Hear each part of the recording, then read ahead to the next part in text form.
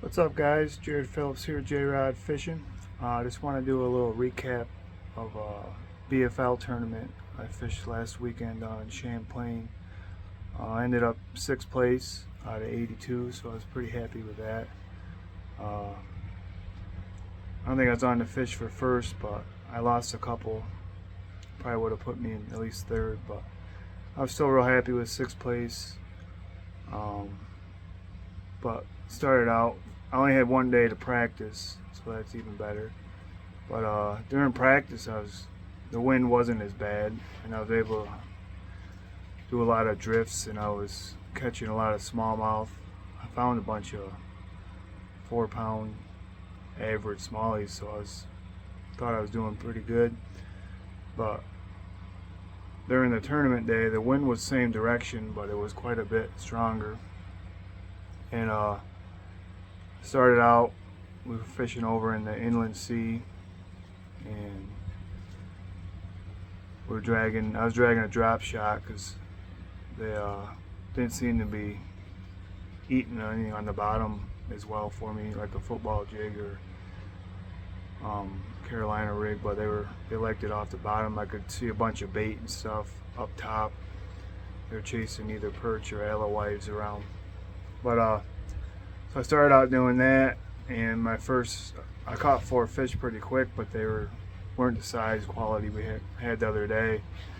So I bumped around a few more spots, still couldn't find any good smallmouth. So I abandoned that and went over on the other side of the lake and found a couple of good spots. My co-angler actually told me the shore was pretty good right there for largemouth. So we fished around there. We found some good weeds of fish, and I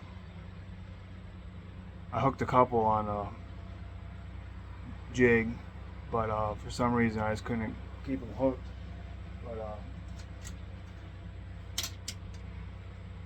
I was just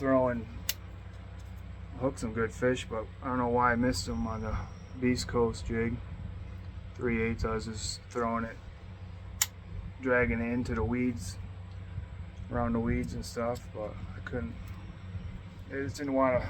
They weren't eating very good that day. So tried tap water, tried a bunch of stuff, but eventually we started just throwing around an old wacky rig. And, they really liked the. Can't see it very well. Green pumpkin with green and purple fleck in it, but I was just throwing that weightless under some docks and on the inside of the weed line, like right on the edge of it, throwing it into little clumps and stuff, and I just let it dead stick it right there. That's the only way that I could get them to eat real well. I ended up only had a couple hours left, and I ended up calling out all my smallmouth, and I had a bunch of 3.5 pounders. At the end of the day, I ended up catching a 4 underneath the dock, and then I moved out a little deeper with like 45 minutes left. We wanted to leave early because the waves were terrible. They were like 5-footers.